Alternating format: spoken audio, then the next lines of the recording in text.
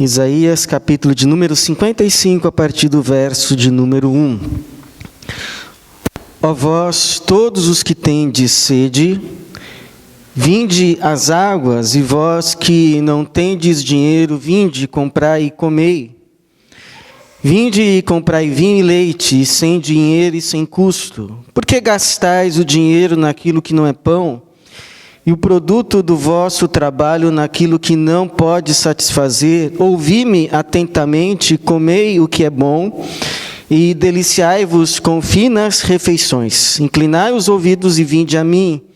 Ouvi, e a vossa alma viverá. Farei convosco uma aliança eterna, dando-vos as fiéis misericórdias prometidas a Davi. Eu dei como testemunha aos povos, como príncipe e governador dos povos. Tu chamarás uma nação que não conheces, e uma nação que nunca te conheceu correrá para ti por amor do Senhor, teu Deus, e do Santo de Israel, porque Ele te glorificou. Buscai o Senhor enquanto se pode achar.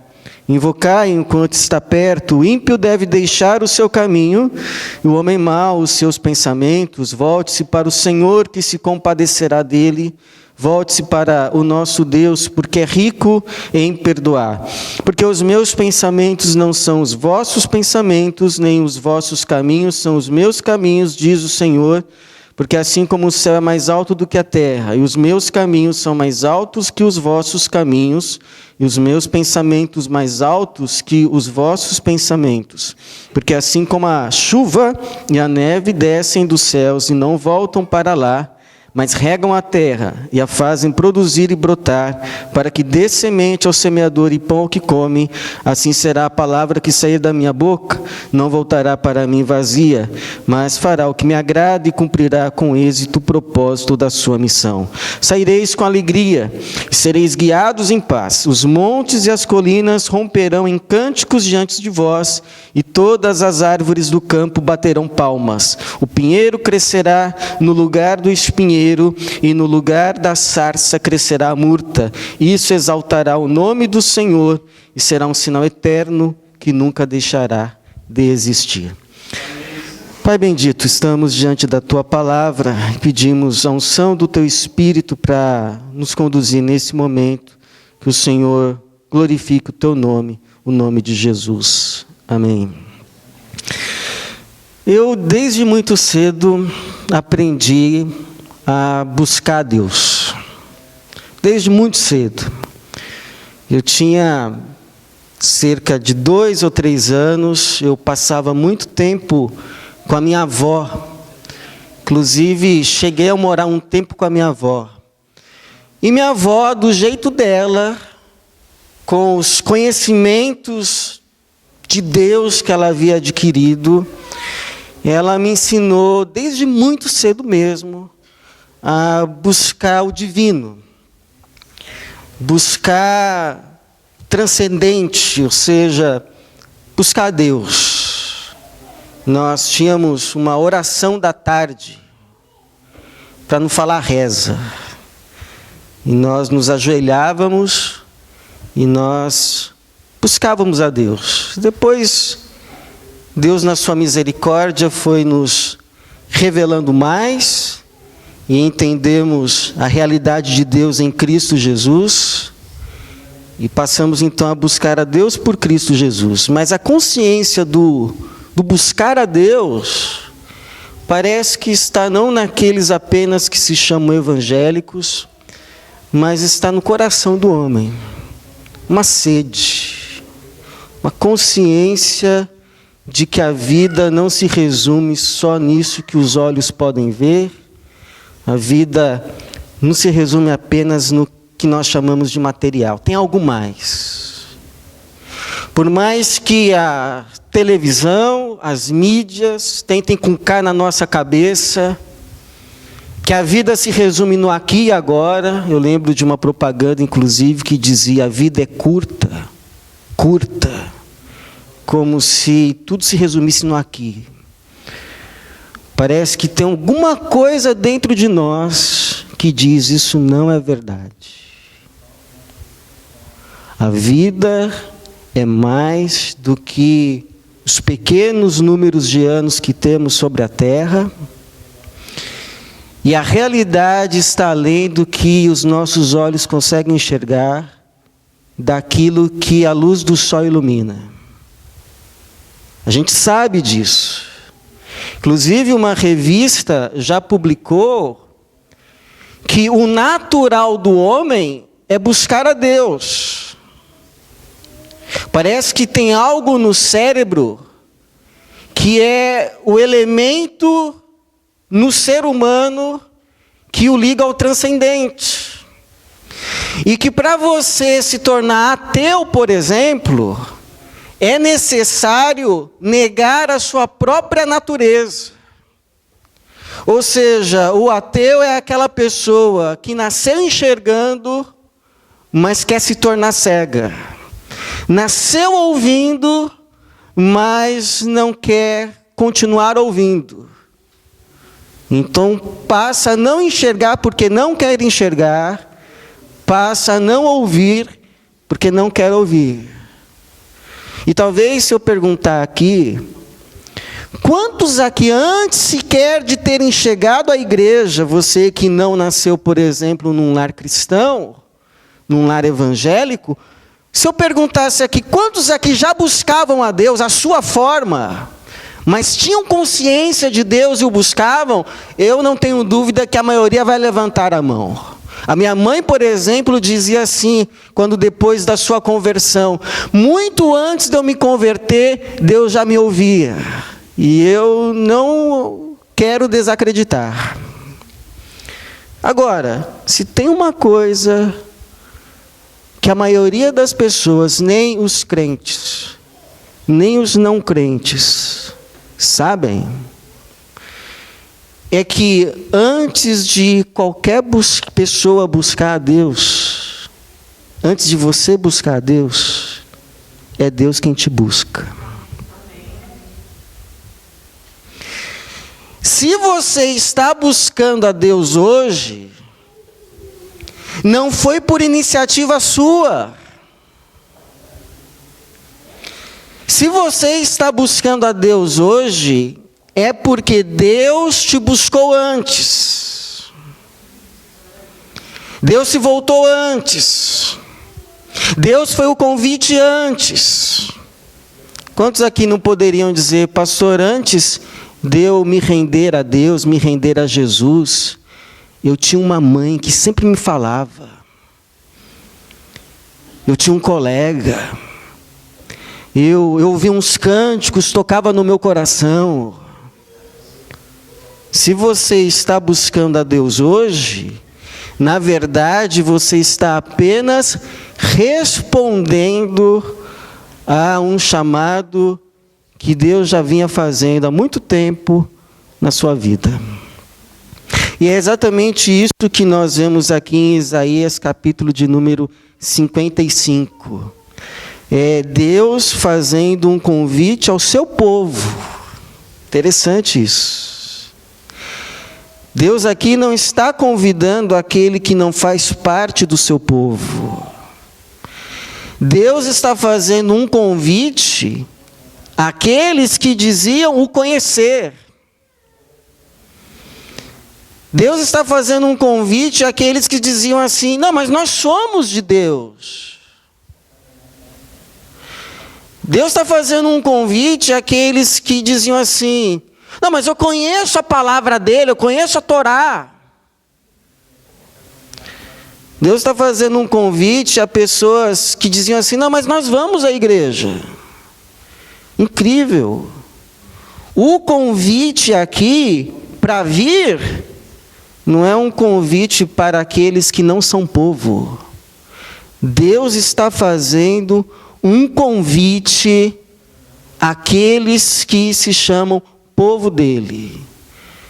Porque de tempos em tempos, Deus precisa nos convidar, nós que dizemos que acreditamos em Deus, que somos de Deus, a vir a Ele. Primeiro, para que a sua alma Para de se iludir com aquilo que não pode satisfazer e encontre satisfação que só Deus pode dar. Sabe qual é a maior mentira que você pode acreditar? É que existe satisfação fora de Deus. Existe prazer fora de Deus. Prazer fora de Deus existe. Agora, satisfação, a minha alma está em paz, a minha alma está satisfeita, a minha alma está realizada, isso, essa sensação, só em Deus. É por isso que o Senhor está dizendo assim: ó vós todos os que tendes sede, crente com sede, vinde às águas, e vós que não tendes dinheiro, vinde comprai e comei, vinde comprai vinho e leite, sem dinheiro e sem custo. E por que Deus está fazendo esse convite? Porque eles tinham se esquecido que a satisfação da alma, quem dá é Deus. E aí o Senhor precisa fazer um segundo apelo no versículo de número 2. Por que vocês gastam o dinheiro naquilo que não é pão? E o produto do vosso trabalho naquilo que não pode satisfazer? Ouvi-me atentamente, comei o que é bom, e deliciai-vos com finas refeições. Inclinai os ouvidos e vinde a mim, ouvi, e a vossa alma viverá. Se tem alguma coisa boa, irmão, essa coisa é de Deus e vem de Deus. Não existe aquilo que nós podemos chamar isso é bom fora de Deus. Se uma coisa é boa, ela é de Deus e vem de Deus. Por isso, se você precisa deixar Deus para ir buscar alguma coisa que você acha boa, essa coisa é maldição disfarçada de bênção. É morte disfarçada de vida. É condenação disfarçada de salvação. É uma isca. Parece agradável, é atrativo, mas esconde um ferrão. Lembra-se de Adão e Eva, quando quiseram buscar satisfação fora de Deus, quiseram se tornar maior e se tornaram menor. Saiba disso. Se alguma coisa é boa, ela não está fora de Deus. Saiba disso. Se alguma coisa de fato é boa, ela está em Deus. Tudo que parece bom, mas não está em Deus, é miragem, é ilusão. Em nome de Jesus, não gaste a sua vida em ilusão. Em nome de Jesus. Em nome de Jesus. Então Deus te convida a isso. Para de cair em ilusão. Você quer dar bala para a sua alma? Você fica dando coisinha que o seu dinheiro pode comprar, a sua alma fica dizendo para você o tempo todo: eu não quero mais uma viagem. Não quero. Não quero mais um carro. O que eu quero é Deus. Por favor, me dê Deus. Eu não quero mais um dinheiro. Não é isso que eu quero. Por favor, me leve a Deus porque eu estou com sede. Me leve a Deus porque eu estou com fome. A minha alma tem sede do Deus vivo. Segundo, Deus precisa de tempos em tempos nos fazer convites. Vinde a mim. Porque vocês estão se iludindo com outras coisas. Vinde a mim, não há vida fora de mim. O que há fora de mim é morte, vinde a mim. Porque nós precisamos lembrar que poder encontrar a Deus é privilégio. Você parou para pensar no privilégio que é poder buscar a Deus e encontrar? Porque Deus poderia simplesmente se esconder e não se deixar ser encontrado, ser achado, se esconder atrás das nuvens. E a Bíblia diz que não raras vezes Deus se escondeu. Deus se escondeu algumas vezes, tanto que o profeta precisa dizer no versículo de número 6, buscai o Senhor enquanto se pode achar.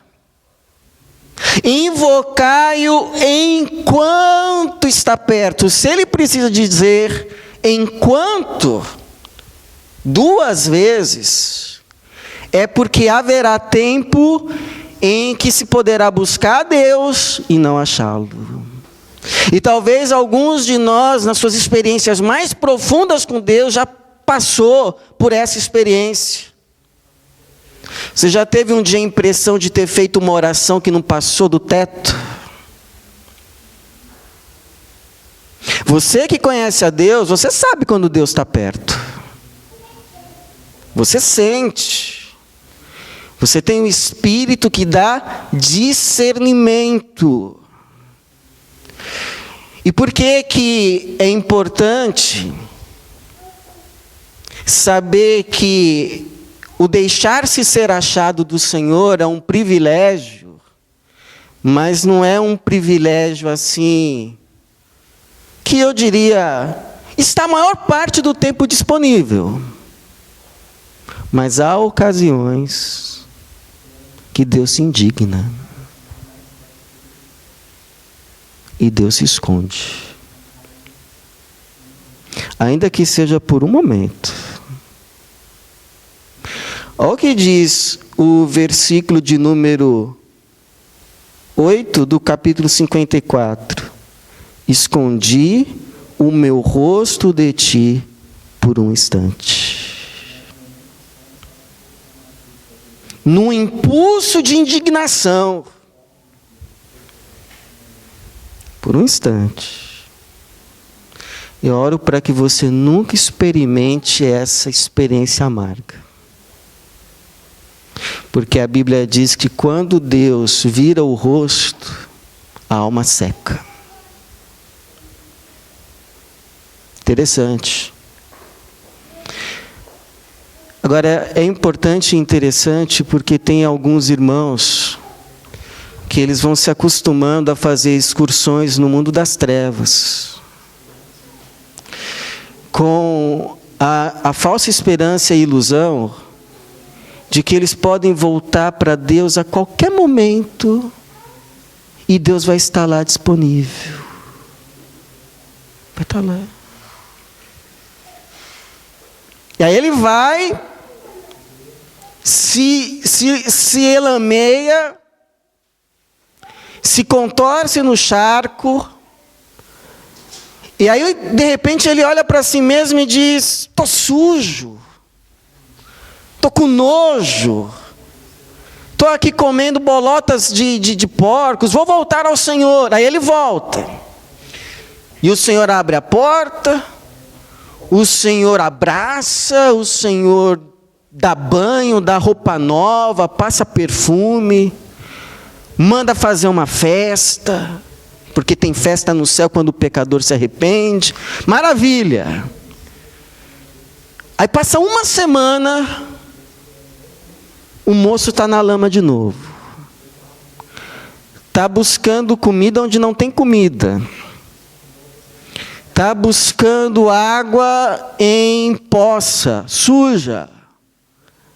Aí de repente se cai em si de novo. Preciso voltar para Deus. Aí volta, bate na porta: Senhor, por favor, me receba. Eu errei de novo, eu pequei. Aí o Senhor abre a porta, abraça, faz festa, dá banho. E aí não estou dizendo que isso daí é semanas, não, às vezes são anos. O sujeito vai e volta, vai e volta, vai e volta. E aí Deus recebendo, fazendo festa, Deus lavando, passando perfume, dizendo que é filho. E aí o sujeito, em vez de olhar todo esse amor, essa graça, e ficar constrangido e dizer assim, puxa, deixa eu parar de brincar com Deus. Deixa eu parar de abusar da graça para eu não cair em desgraça. Não, ele vai ficando malandro.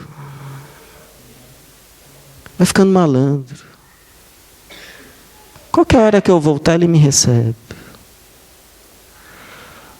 Aí um dia volta, bate na porta. E a porta fica fechada. Por um momento, num impulso de indignação, escondi o meu rosto. Então, em nome de Jesus, você que está em companhia do Pai de Deus, fique. Não se iluda. Pare de cair em ilusão, em fazer excursões e buscar água onde não tem água. Você que está lá, volte enquanto há tempo. Volte enquanto a porta está aberta. E fica. E fica. Buscai o Senhor enquanto se pode achar. Não brinque com o Senhor. Não brinque. Não brinque. Terceiro, de tempos em tempos Deus precisa nos chamar para que a gente seja perdoado. Sabe qual é o problema do pecador? É que ele não se acha pecador. Não se acha, ou acha que o seu pecado não é coisa grande. E ele vai se afastando de Deus por causa dessa conversa, e cada vez mais ele vai entrando na escuridão, e ele não se vê mais. Tanto é que muita gente diz assim, depois que eu voltei para Deus, é que eu vi o quanto que eu estava longe. Depois que eu voltei para Deus, que eu vi o quanto eu estava sujo. Depois que eu voltei para Deus, que eu vi o quanto que eu estava enganado, porque quanto mais perto da luz, é por isso, irmão, que um dia um pastor falou uma coisa, eu falei, é verdade, quem está perto de Deus não fica olhando muito o pecado dos outros, porque ele vê o seu próprio, e ele se mantém de joelhos, porque ele sabe que só é a graça que me mantém de pé, aquele que está em pé, cuide para que não caia. Ao invés de ele ficar olhando o erro dos outros, ele ora, Senhor, tem misericórdia dele, tem misericórdia também de mim, pecador. É igual o Isaías, quando ele não tinha visto ainda a visão de Deus, ele ficava apontando, ai de você, pecador, ai de você, pecador, ai de você, pecador. Aí no capítulo 6 tem um encontro com Deus, ai de mim, pecador. Me enxerguei. Aí você diz assim, pastor, você falou um negócio aí que Deus esconde o rosto. É, Deus esconde o rosto. Mas e se esse pecador que voltou, uma hora ele se arrepende de verdade, porque até então era aquele arrependimento assim, eu vou, mas se eu quiser eu volto. Se esse daí se arrependeu de verdade, caiu de joelhos diante da porta fechada de Deus, e chorou amargamente ali, igual Pedro chorou, e bate na porta, Senhor, tem misericórdia de mim. O que Deus faz? O que Deus faz? Deus faz o que está aí no versículo de número 7. Louvado seja o Senhor, porque senão todo mundo aqui estava do lado de fora. Com porta fechada na cara. Todo mundo sem exceção. O ímpio deve deixar o seu caminho, e o homem mau os seus pensamentos. Volte-se para o Senhor, que se compadecerá dele.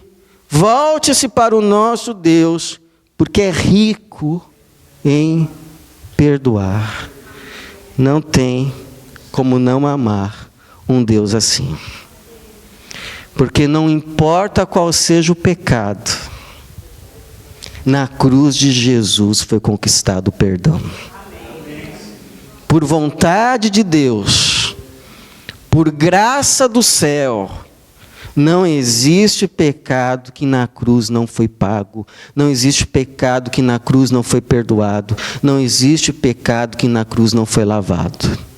Agora, para ter lavado, tem que ir.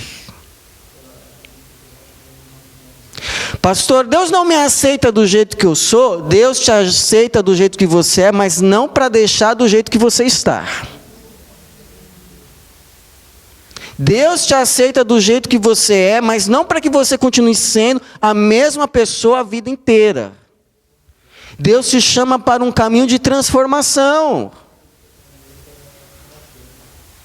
Até que seja formada em nós a imagem de Jesus, a estatura do varão perfeito, cheguemos. Para isso Ele nos chama. Você vem como você está, mas você não fica como você era. Por que é importante saber disso? Porque tem muita gente que diz assim, se Deus tiver que se Deus me querer, Ele tem que me querer como eu estou. Interessante. Deus não obriga você a aceitá-lo como Ele é e fazer o que Ele quer. E você quer obrigar Deus a te aceitar como você é e fazer o que você quer. E segundo, porque tem gente que tem assim uma consciência mais sensível e ela tem consciência dos seus pecados, da gravidade. Porque a gente vem com essa história que não tem pecadinho, pecadão, mas existe pecado e pecado. Foi só quando Davi mandou matar Urias que foi lá o profeta. Olha, você fez mal aos olhos do Senhor. Então tem consciência. Tem consciência. E às vezes essa pessoa, ela tem tanta consciência do pecado dela que ela acha assim, Deus não vai me aceitar. Deus não vai me querer mais. E a essas pessoas fica a pergunta: se teve algum pecado que Jesus deixou de pagar naquela cruz. Porque 1 João capítulo 1, verso 9 diz: se confessarmos os nossos pecados, Ele é fiel e justo para perdoar os pecados e nos purificar de toda a injustiça. Filhinhos, estas coisas vos escrevo para que não pequeis. Mas se alguém pecar, mas, exceção, não regra, temos advogado junto ao Pai, Jesus Cristo justo. E Ele é a propiciação pelos nossos pecados, e não apenas pelos nossos, mas do mundo inteiro. Do mundo inteiro. Então tem perdão para você. Tem perdão para mim. Tem perdão para todo mundo. Mas vá buscar o Senhor para Ele te perdoar, Ele te lavar e Ele te transformar para a glória de Deus. Porque de tempos em tempos Deus tem que nos chamar. Vinde. Para que a gente mude de pensamento e mude de caminho. Sabe o que eu acho interessante? É que a maioria de nós busca Deus, não para mudar de pensamento, mas para Deus entrar nos nossos pensamentos, aceitar os nossos pensamentos, entrar na nossa. A gente busca a Deus não para a gente mudar de caminho, mas para Ele vir no nosso caminho. A gente define alguns alvos na vida, o que eu quero fazer da minha vida, porque a vida é minha, ninguém tem nada a ver com isso. E aí a gente convida a Deus para ser patrocinador de sonhos. A gente busca a Deus para Ele, Senhor, olha, é aqui, anda comigo. Mas aqui no versículo de número 8, o Senhor diz peraí. Os meus pensamentos não são os vossos pensamentos. nem os teus caminhos são os meus caminhos. Porque assim como o céu dista da terra, assim são os meus pensamentos mais altos que os seus pensamentos e os meus caminhos mais altos. Quando a gente busca Deus, não é para Deus saber o que Ele tem que fazer. Tipo, se a gente não orar, Deus não vai saber. Mas quando a gente busca Deus, é para a gente saber o que a gente tem que fazer. A gente não busca Deus para colocar Deus em movimento. A gente busca Deus para a gente saber, Senhor, qual é o caminho nessa situação. Porque eu sei que a sua parte o Senhor vai fazer, mas eu estou confuso. Qual que é a minha aqui? Como que eu devo agir? Porque eu penso uma coisa, Senhor, eu tenho a minha opinião. Mas o que o Senhor pensa? Estou pensando certo? Estou pensando errado? Estou andando certo? O que o Senhor tem a me dizer? Teve um irmão que leu um livro que o autor dizia assim, que se nós orássemos mais, nós faríamos mais diferença no mundo, porque nós faríamos Deus mudar de ideia mais vezes. E aí ele me perguntou o que eu achava. Claro, né? Sempre me pergunta o que eu acho. Aí eu falei, eu concordo. Se a gente orasse mais, a gente faria mais diferença no mundo. Mas não porque a gente faria Deus mudar de ideia mais vezes, porque nós mudaríamos de ideia mais vezes. Quarto, ou quinto. Porque Deus de tempos em tempos diz, vinde a mim. O senhor está falando lá com o fulano que não é crente? Não, eu estou falando com você, que diz que é crente, que diz que me busca, que diz que é da igreja. Por quê? Para a gente se lembrar, olha como Deus é bom. Não importa o buraco que a gente entrou, há uma saída. Não importa o quanto a gente se perdeu, em buscando a Ele, ainda há esperança. Porque eu detesto falar jargão, mas isso é uma verdade. Não tem coisa que Deus não possa mudar. Eu não gosto, mas eu tenho que falar. Porque no capítulo de número 12, diz qual é o resultado de se buscar a Deus.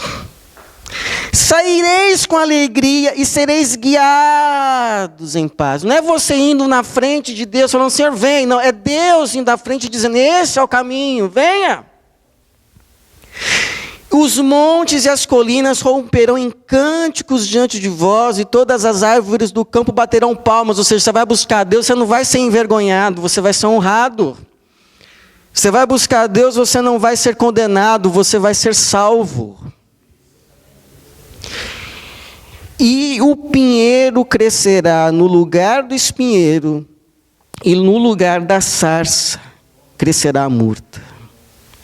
Isso exaltará o nome do Senhor e será um sinal eterno que nunca deixará de existir. Interessante que os castigos que Deus impetrava sobre o seu povo, no livro de Isaías, tinha como consequência crescer na terra o espinheiro e a sarça. Porque quando a gente deixa Deus, não é só a gente que piora, o que está ao nosso redor também. Então, quando Deus está dizendo assim, o pinheiro crescerá no lugar do espinheiro, e no lugar da sarça crescerá a murta, é que Deus chamou o povo veio ao Senhor, e o Senhor cumpriu uma promessa. Se eu disser que vou amaldiçoar um povo, e esse povo se arrepender, eu vou mudar a sua sorte. Então não é que Deus mudou. Deus só cumpriu aquilo que falou. Se você mudar de caminho, eu vou abençoar. Eu que tinha dito que não ia mais abençoar. E porque não ia mais abençoar, ia crescer espinheiro na sua terra, eu cumpro a minha palavra. Não vai crescer mais espinheiro. No lugar do espinheiro vai crescer o pinheiro. E no lugar da sarça vai crescer a murta. Sabe, irmãos, talvez se você olhar para trás, você vai dizer assim: quanto sofrimento eu poderia ter evitado na minha vida se eu tivesse buscado mais a Deus? Se eu tivesse sido menos empedernido de coração, menos obstinado. Não, Deus, é isso que eu quero, tem que ser assim. Se eu tivesse ouvido.